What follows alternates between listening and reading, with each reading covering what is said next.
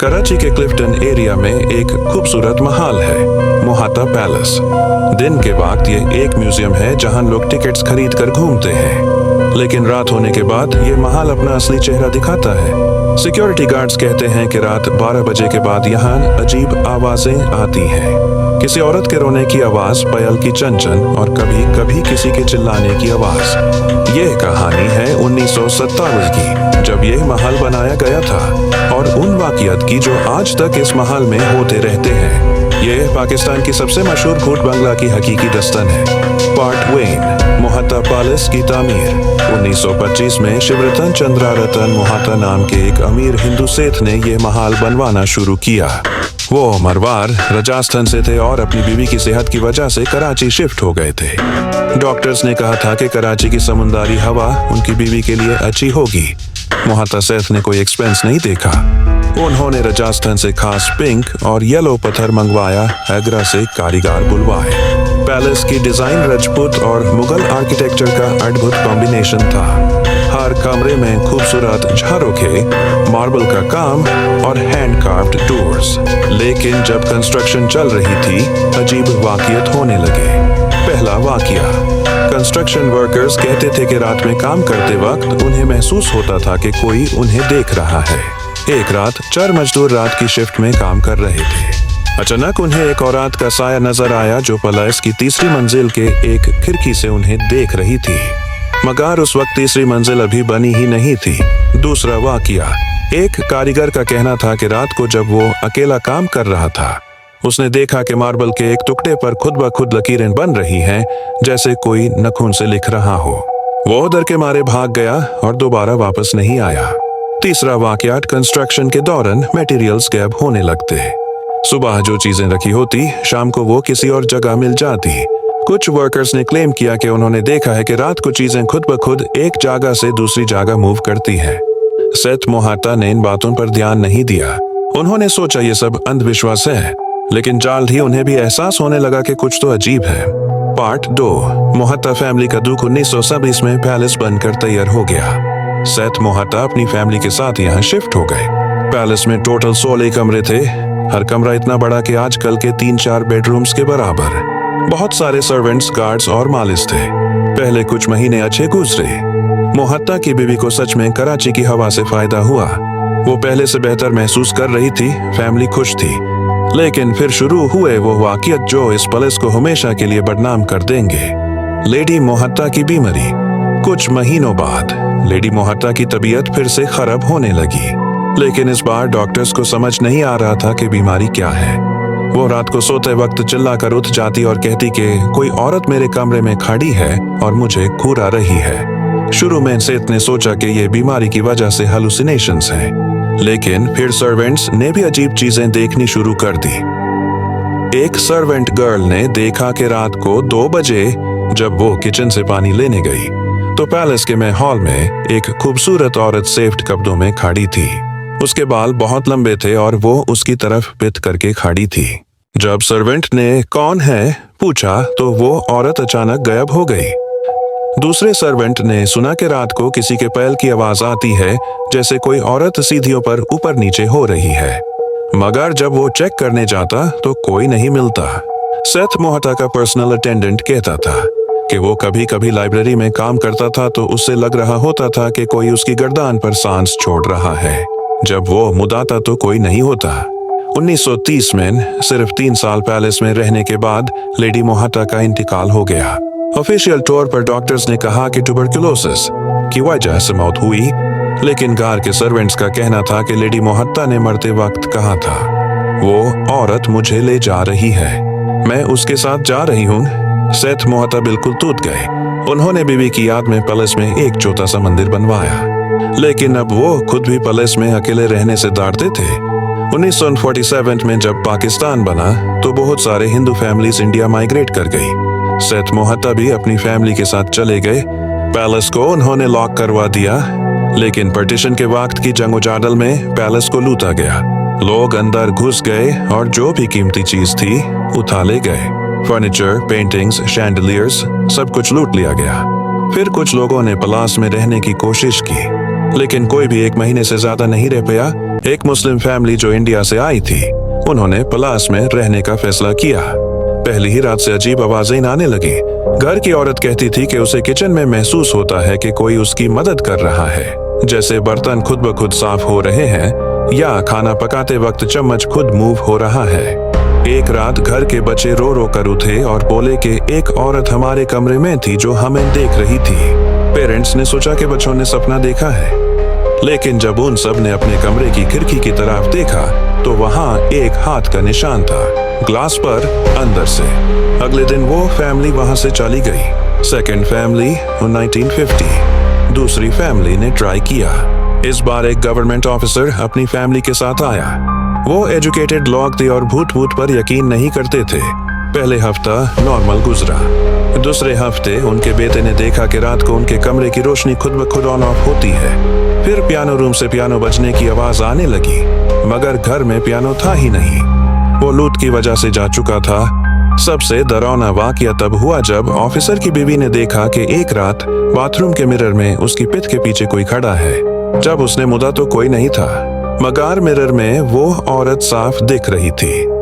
लंबे बाल, सेफ्ट साड़ी और उसकी आंखें बिल्कुल खाली थी, जैसे कोई नाला हो। इस फैमिली ने भी 15 दिन में पैलेस छोड़ दिया। 1950s और 60s में ये पैलेस गवर्नमेंट के कंट्रोल में आ गया।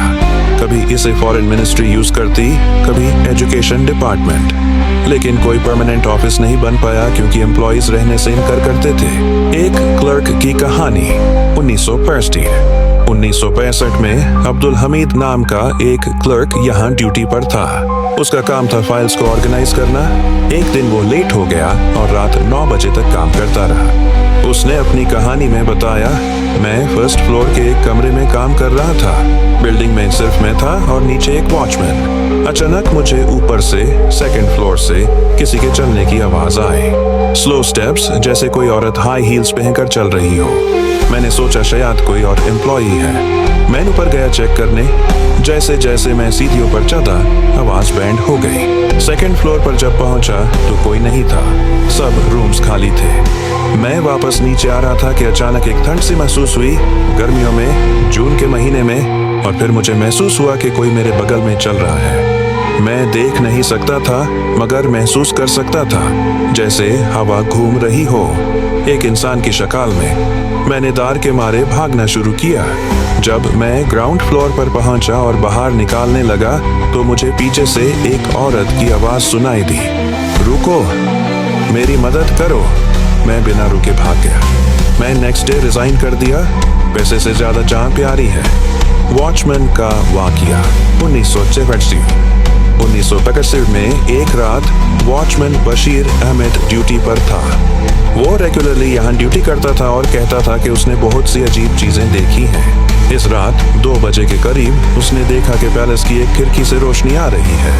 ये अजीब था क्योंकि इलेक्ट्रिसिटी तो थी ही नहीं पैलेस में उस वक्त। वो टॉर्च लेके अंदर गया। रोशनी तीसरी मंजिल से आ रही थी। जब वो वहां पहुंचा तो रोशनी बैंड हो चुकी थी, मगर कमरे में एक बहुत खुशबूदार महक थी, जैसे किसी ने बहुत महंगी परफ्यूम उसकी हो। और फिर उसने देखा जमीन पर किसी ने मेहंदी से एक पैटर्न बना रखा था, बिल्कुल ताजा, जैसे अभी किसी ने बनाया हो। मगर बिल्डिंग में तो सिर्फ वो अकेला था। बशीर भागकर बाहर आ गया। सुबह जब वो वापस आया चेक करने तो वो मेहंदी का पैटर्न गायब। 1980s में पैलेस को म्यूजियम बनाने की प्लानिंग शुरू हुई।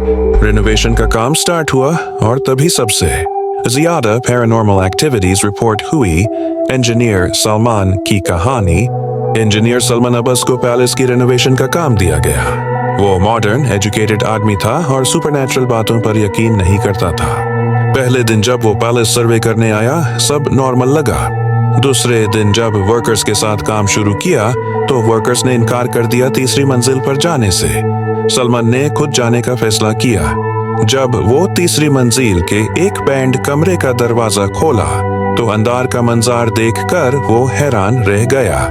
कमरे की हर चीज 1920s या 30s की लग रही थी, जैसे कोई अभी भी यहाँ रहता हो। एक अलमारी में पुराने कपड़े लटके हुए थे। ड्रेसिंग टेबल पर मेकअप का सामान रखा हुआ था और बेड परफेक्ट तरह से लगा हुआ था, जैसे कोई अभी सोकर उठा हो। ये कैसे पॉसिबल था? पुलिस तो 30 साल से लॉक था और ये कमरा तो और भी पुराना लग रहा था। जब उन्होंने अलमारी खोली तो अंदर से एक डायरी मिली। डायरी लेडी मोहता की थी। उसमें उन्होंने अपने आखिरी दिनों के बारे में लिखा था। रात को मुझे एक औरत दिखती है। वो कहती है कि ये उसका घर है और हम यहाँ नहीं रह सकते। मैंने शिवरातन को बताया मगर वो मेरा यकीन नहीं करते। मैं डर गई हूँ। कल रात उसने मुझे छुआ। उसका हाथ बिल्कुल ठंडा था जैसे बर्फ हो। डायरी के आखिरी पेजेस में राइटिंग बिल्कुल बेकाबू थी, जैसे किसी डरते हुए हाथ ने लिखा हो। सलमान ने डायरी गवर्नमेंट को दे दी मगर उसके बाद से वो भी पैलेस में अकेले जाने से डरता था। 1995 में पैलेस ऑफिशियली म्यूजियम बन गई। दिन में टूरिस्ट्स आते, फोटोज खींचते, हिस्ट्री सीखते। मगर स्टाफ मेंबर्स जो यहाँ काम करते हैं वो जानते हैं कि रात को ये जगह बिल्कुल अलग हो जाती है। म्यूजियम गार्ड्स की कहानियां। मैंने पर्सनली 2015 में 3 गार्ड से इंटरव्यू किया था। ये उनकी कहानियां हैं। गार्ड निगरो 1 अकबर आली, 60 साल। मैं यहाँ 15 साल से काम करता हूँ। आपको यकीन नहीं आएगा मगर मैं रोज कुछ न कुछ देखता हूँ।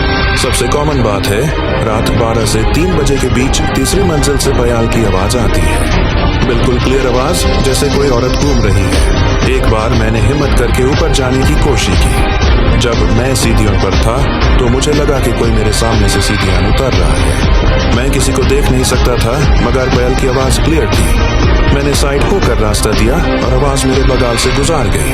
अब मैं रात को ऊपर नहीं जाता। दरवाजा लॉक कर देता हूँ और नीचे ही रहता हूँ। गार्ड नंबर 2 रशीद अहमद, 45 साल। मेरा सबसे डरावना एक्सपीरियंस 2 साल पहले हुआ। रात को 1 बजे के करीब मैं चक्कर लगा रहा था। मैं जब फर्स्ट फ्लोर पर था तो मुझे सीसीटीवी मॉनिटर पे कुछ अजीब नजर आया। सेकंड फ्लोर के कॉरिडोर में कैमरा पे एक औरत सेफ्ट कपड़ों में खड़ी थी, बिल्कुल स्टिल, जैसे कोई स्टैच्यू हो। मैंने सोचा कैमरा में कोई टेक्निकल प्रॉब्लम है, लेकिन जब मैं स्क्रीन को दोबारा देखा तो वो औरत मेरी तरफ देख रही थी। कैमरा स्टैटिक था मगर उस औरत ने अपना सर घुमाया था और सीधा कैमरा में, मतलब सीधा मेरी तरफ देख रही थी। मैंने तुरंत सिक्योरिटी रूम का दरवाजा लॉक कर लिया और सुबह तक वही बैठा रहा। नेक्स्ट डे जब मैंने रिकॉर्डिंग चेक की तो उस टाइम पे कुछ भी रिकॉर्ड नहीं हुआ था। बिल्कुल black screen. Guard number 3 Jamil, 45 साल। मैं सबसे नया हूँ यहाँ। शुरू में मैंने सोचा कि पुराने गार्ड्स मुझे डरा रहे हैं, मगर फिर एक रात मैं गार्डन एरिया में था। गार्डन में एक पुराना फाउंटेन है जो अब काम नहीं करता। मैं जब वाहन से गुजरा तो मुझे पानी की आवाज आई।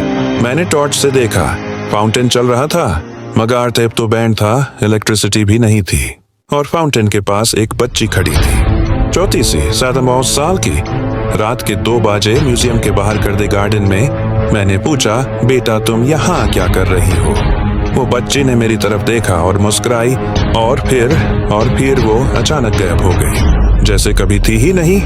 मैंने फाउंटेन की तरफ देखा, वो भी बैंड था। सब कुछ नॉर्मल था, जैसे कुछ हुआ ही नहीं।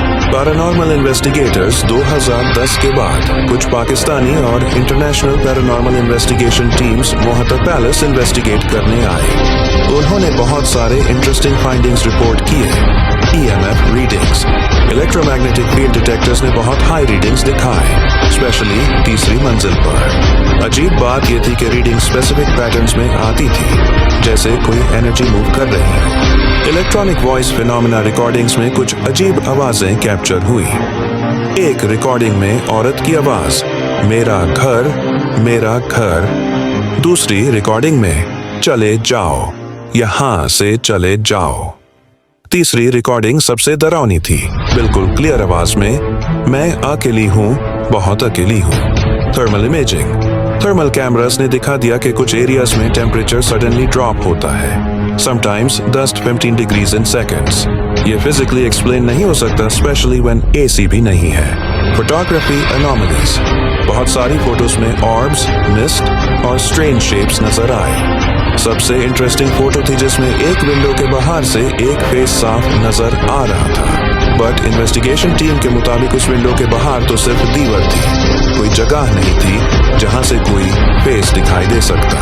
लोकल लेजेंड्स और थ्योरीज। कराची के पुराने लोग मोहत्ता पैलेस के बारे में कई स्टोरीज सुनाते हैं।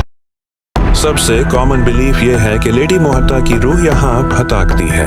उन्होंने अपने शोहर से बहुत मोहब्बत की थी और ये पैलेस उन्होंने मिलकर बनवाया था। जब वो इतनी जल्दी मर गई तो उनकी रूह यहाँ रह गई। कुछ लोग कहते हैं कि वो अब भी अपने कमरे में है, अपने आखिरी दिनों को फिर से जी रही है। कुछ रिसर्चर्स का कहना है कि ये जगह पैलेस से पहले भी हॉन्टेड थी। इस साल जनवरी में रेनोवेशन वर्कर्स ने सेकंड फ्लोर पे काम करते वक्त एक वॉल के पीछे एक हिडन रूम डिस्कवर की। रूम में लेडी मोहत्ता के पुराने लेटर्स और एक छोटी सी डायरी मिली जिसमें उन्होंने लिखा था, मैं जानती हूँ कि मेरा वक्त आ गया है। वो औरत मुझे बुला रही है। अगर ये डायरी कोई पढ़ रहा है तो प्लीज प्लीज इस घर को तोड़ दो, यहाँ मत रहना, ये जगह लानती है। इस डिस्कवरी के बाद से वर्कर्स ने काम करना बैंड कर दिया है। स्केप्टिक्स का कहना है कि सब कुछ साइंटिफिकली एक्सप्लेन हो सकता है, मगर ये एक्सप्लेनेशंस उन सभी इंसिडेंट्स को एक्सप्लेन नहीं कर सकते। 2019 में मैं पर्सनली मोहत्ता पैलेस गया था। दिन में तो बिल्कुल नॉर्मल लगा, मगर जब मैं क्लोजिंग टाइम के बाद रुका तो मुझे कुछ अजीब लगा। सनसेट के वक्त पैलेस का एटमॉस्फेयर चेंज हो गया। एक हैवीनेस फील हुई। मैं फर्स्ट फ्लोर पर गया। वहाँ एक रूम में मैं सिर्फ 5 मिनट रुका, लेकिन उस 5 मिनट में मुझे फील हुआ कि टेम्परेचर सडनली ड्रॉप हुआ, एक खुशबू आई और मुझे लगा कि कोई मुझे ऑब्जर्व कर रहा है। मैं जल्दी वापस आ गया। गार्ड ने देखा तो वो समझ गया। उसने कहा, आपने भी फील किया ना, वो वहाँ है, हमेशा वहाँ है। 2020 में रिटायर होने वाला एक गार्ड नजीर अहमद ने मुझसे कहा, देखिए साहब, मैं यहाँ 25 साल काम कर चुका हूँ। मैंने वो सब कुछ देखा है जो आप इमेजिन कर सकते हैं, मगर एक बात मैं जरूर कहना चाहता हूँ, वो जो भी है यहाँ वो किसी को हार्म नहीं करना चाहते, बस उनको पीस नहीं मिल रही। एक रात मैं बहुत स्ट्रेस था। अचानक मुझे फील हुआ कि किसी ने मेरे शोल्डर पर हाथ रखा, बहुत जेंटली, और मुझे सुकून मिला, जैसे किसी ने कहा हो कि सब ठीक हो जाएगा। मैंने पीछे देखा, कोई नहीं था, मगर उस रात के बाद से मैंने डर से नहीं, रिस्पेक्ट से यहाँ काम किया। मोहत्ता पैलेस पाकिस्तान का सबसे मशहूर हॉन्टेड लोकेशन है। क्या ये सच में हॉन्टेड है? हर इंसान अपने लिए डिसाइड करे, लेकिन अगर आप कभी कराची जाएं तो जरूर इस पैलेस को विजिट करें।